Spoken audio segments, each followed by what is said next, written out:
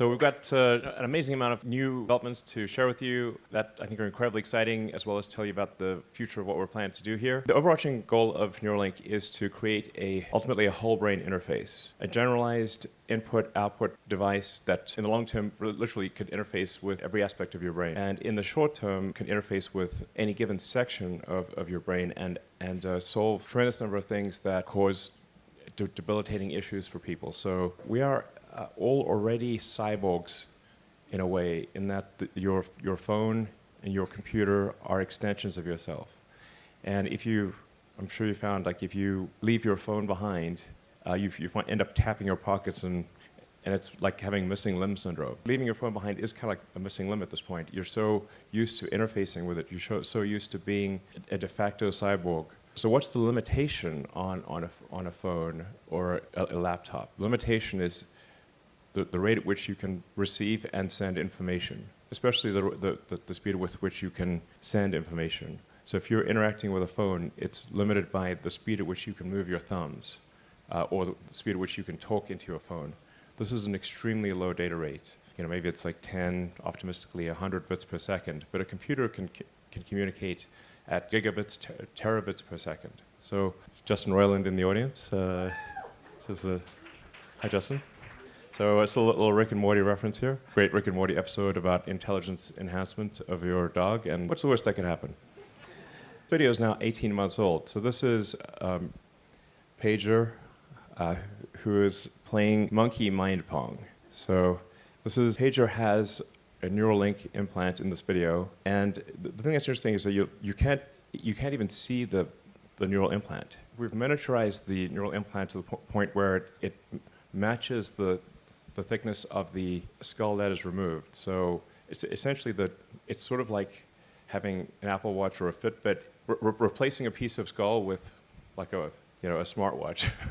Pedro first learned to play Pong with a joystick, so I'm like, that was novel. It's like I didn't know monkeys could play Pong, but they can. And we took the joystick away and have the Neuralink telepathic video games, essentially. So what we've been doing since then is we've been on the very difficult journey from prototype to product. We've been working hard to be ready for our first human, and obviously we want to be extremely careful and certain that it will work well before putting a device in a human. But we've submitted, I think, most of our paperwork to the FDA, and we're probably in about 6 months we should be able to have our first Neuralink in a human.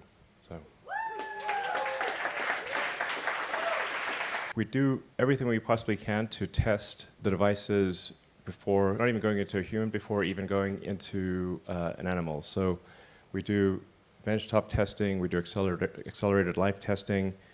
We have a fake brain simulator that has the texture, and it's like emulating a brain, but it's sort of rubber. We do everything we possibly can with rigorous benchtop testing. So we're not cavalier in putting devices into animals. Since the Pager demo, we've expanded to work with a troop of 6 monkeys. We've actually upgraded Pager. They do varied tasks, and we do everything possible to ensure that things are stable and replicable, and that that the device lasts for a long time without degradation. What you're seeing there it looks like the Matrix, but that's actually that's a real output of neural signals. That's not a simulation or just a screensaver or something.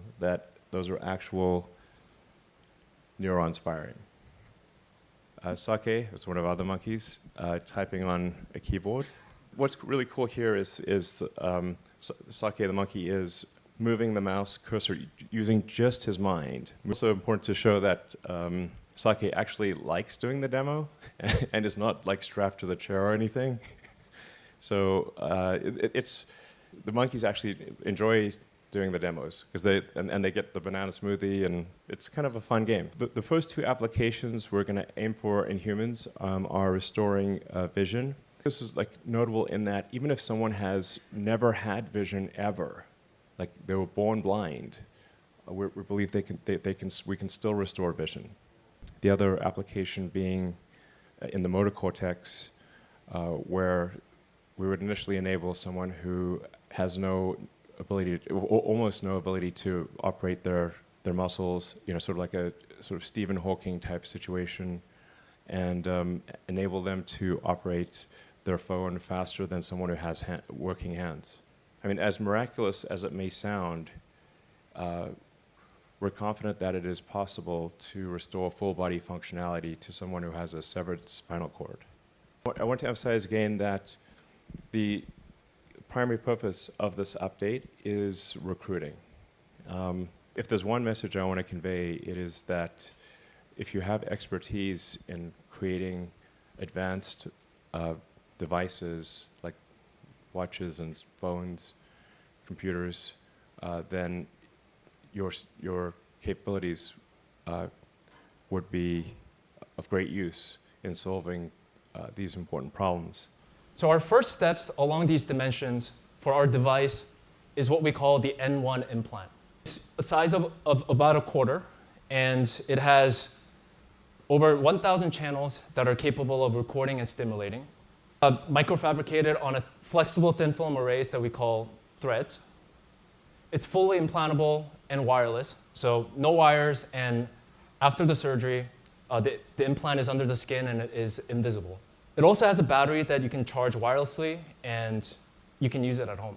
So similarly, for implanting our device safely into the brain, we built a surgical robot that we call the R1 robot. So here it is. That's our R1 robot with our patient Alpha, who's lying comfortably on the patient bed. This is what we call the targeting view. So what you're seeing is this is a picture of our brain proxy.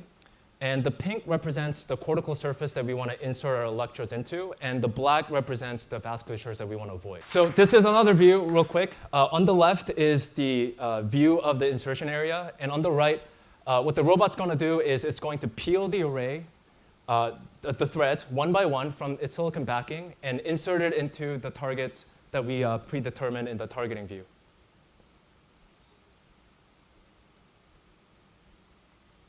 There you go. That's the first insertion. It's quite accurate, but it's a bit slower than what we would like. And cursor control is the foundation for interacting with most computer applications. So since then, we've been working to improve cursor speed and accuracy. As you can see, it's much, much faster, almost twice as fast. So we are working and we are designing mouse and keyboard interfaces for the brain. The way we do that is by training Pager and his friends on a variety of computer tasks, and then designing algorithms to predict their behavior. Here you can see a few examples of tasks in different phases of monkey training. For example, left and right click, click and drag, cursor typing, swipe typing, handwriting, and even hand gestures. I like when I click on a button and I can physically feel the button being pressed. When a potential N1 user will attempt to click, they won't be able to feel it. An example of how we are addressing that is by providing a real-time visual feedback that represents the strength of the neural click by changing the color of the cursor. Just by typing on a physical keyboard is much faster and easier than typing on an iPad keyboard. This will make the brain control much faster and easier to use. We start this project with our monkeys, but of course they don't know how to write. So to mimic writing, we train Ranger, one of our favorite monkeys, to trace digits on an iPad. Here you can see him tracing the digit 5 and the digit 2. Then we recorded his neural activity with the N1 device. But now, instead of decoding the cursor velocity, we decode in real time the digit that he's tracing on the screen. The second one, that although it can increase the typing rate, it requires hundreds of examples and samples of each of the digits and the characters we wanted to classify. This would not scale. The way we are solving that is by indirection. Instead of decoding directly the digits, we first decode the hand trajectory of on the screen. And then, when we decoded the hand trajectory, we can use any off-the-shelf handwriting classifier to predict the digit and the characters. For example, classifiers that are trained on an MNIST dataset. Why it's so important? It's important because now we can potentially decode any character in any language with only one neural decoder for hand trajectory. It means that you can write in English, Hebrew, Mandarin, or even monkey language, and we can understand you wanted a banana. Here's what we want that experience to feel like. In this video, you can see Saki walking over to his MacBook and choosing to work on his typing task. The entire decoding system works out of the box, and it feels totally plug and play. The first step to achieving this kind of high reliability is to test extensively offline. A typical flow for using the N1 link is to connect over Bluetooth, stream out neural activity from the brain, and then use that neural activity to train decoders and do real-time inference. We've built a simulation for exactly this sequence, but instead of using a monkey with an implant, we use a simulated brain that injects synthetic neural activity into an implant sitting in a server rack.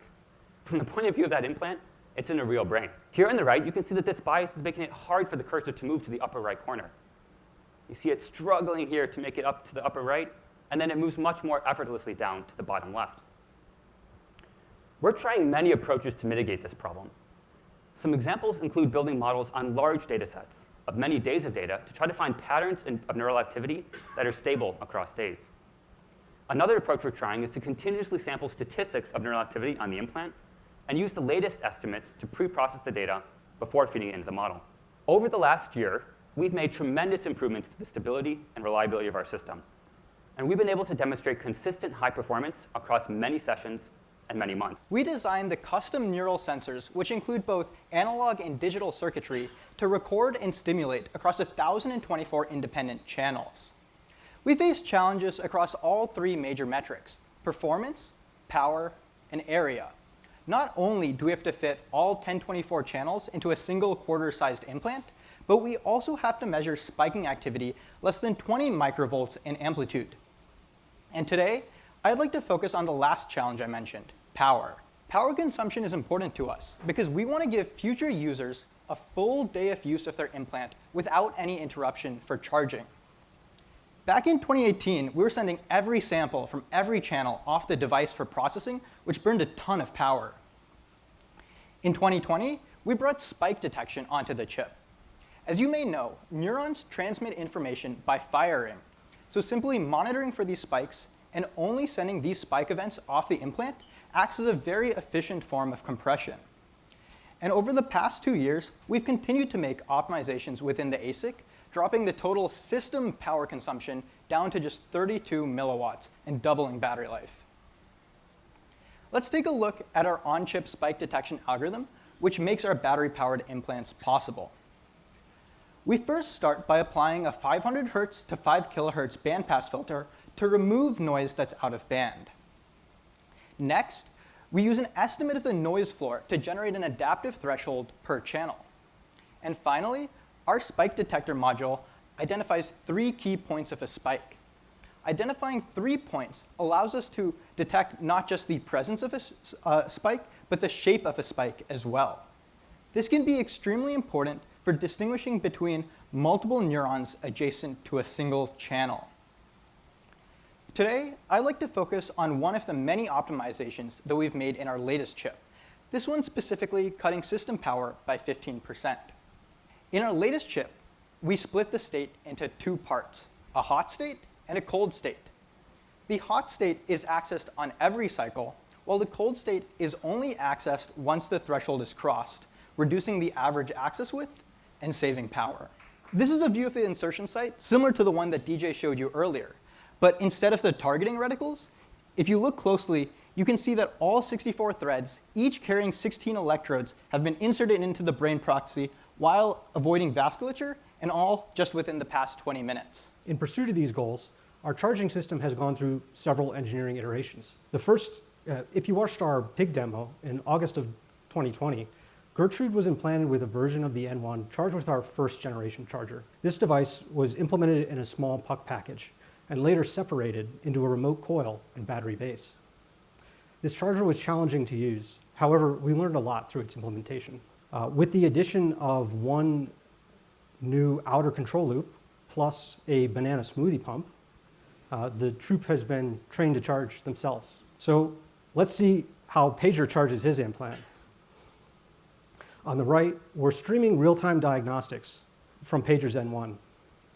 When he climbs up and sits below the coil, you can see the charger automatically detect his presence and transition from searching to charging. We see the regulated power output on a scale of 0 to 1 and the current driven into his battery. So when we started building implants, in our original implementation of these systems, we used off-the-shelf components to start automating tests quickly. However, these systems were constructed in a relatively artisan fashion and were very difficult to maintain. And this meant that testing quickly became the bottleneck for development. So to alleviate this, the hardware and software teams developed a new system which integrates all the required components onto a single baseboard. We can then put the charger and implant hardware on individual modules that plug into this baseboard, including one board with opposing coils so that we can test charging performance. This architecture allows us to rapidly iterate different hardware prototypes because we can simply drop them into this system and reuse all the testing infrastructure. Additionally, we can host the current and next generation of our neural ASICs onto FPGAs and plug those into this board as well. And that allows us to test a whole extra layer altogether. So that's how we generated this rather inceptive image here on the right. What you're looking at is spiking activity emitted from some of our simulated neural sensors, streamed through the entire system over Bluetooth, and then displayed on a phone. This allows us to test everything in one system, from chip to cloud. This system is 1/5 the cost, 1/5 the volume, and is very easy to manufacture. This allows every developer to have a personal unit on their desk, and it also allows us to shard the entire test suite over a large number of these units mounted into a rack. All of this has greatly accelerated our rate of development. In our original implementation of doing these impedance scans, it took 4 hours to get through all 1,000 channels. We're now able to scan all 1,000 channels in just 20 seconds. This means that we can run impedance on every implant every day. And then our internal dashboards can play back a history of this impedance so that we can get a really good quantitative insight into that interface between biology and electronics. As you can see, our internal humidity sensing is so sensitive, it can even detect the very small and slow humidity rise just from diffusion through our implant materials. Now, in blue, you can see that same internal humidity data, but from devices in our accelerated system. Now, if we adjust this data for our acceleration factor, you can begin to see not only the agreement in this data, but also just how far into the future this data extends. Now, in red, you can see a device which has failed in our accelerated system. This device showed an abnormal increase in humidity over the duration of many months before implant electronic failures occurred. Well, we started building the first system prototype just after the COVID shutdown had begun in early 2020. So we had to get a little creative. As you can see, our first system prototype was a little scrappy and operated out of one of our apartments, as indicated by the carpeting. Over the duration of just a few months, the system was built out totally custom and highly iterated with 2 system versions and countless minor iterations, leading us to our currently operated 3rd generation system, which achieves high density testing with automatic in-vessel charging as well as automatic data collection. We also integrated the system into a high density rack mount form factor, along with a centralized fluid management system, both for chemical uniformity across vessels and also reduced operational maintenance. The system has been in operation for the last 1.5 years and has had its fair share of challenges.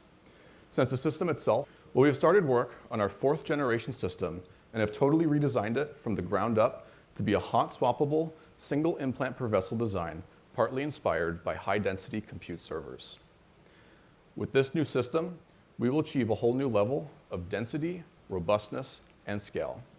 So the way that the team solved this is by putting all 3 of these optical paths into one optical stack using photon magic or polarization, whatever you want to call it.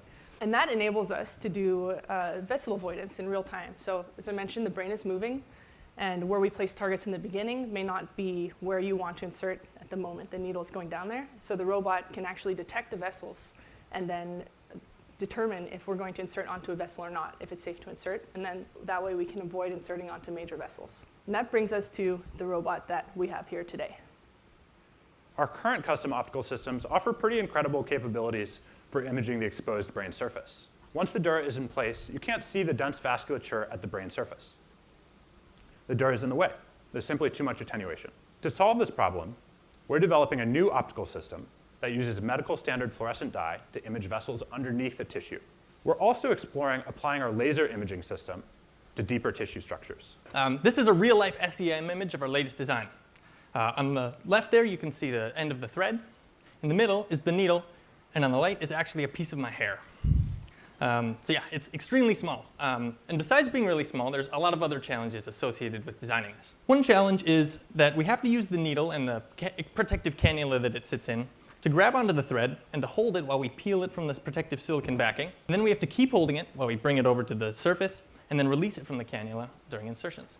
Another challenge is that we don't just have to get the needle through, we have to get the thread through as well. So we really have to focus on optimizing the combined profile of the needle and thread together. And these are just some of the challenges associated with designing something like this. This allows us to iterate in under an hour for new designs. The latest design, seen on the right, can actually insert through 9 layers of Dura, totaling 3 millimeters on the benchtop.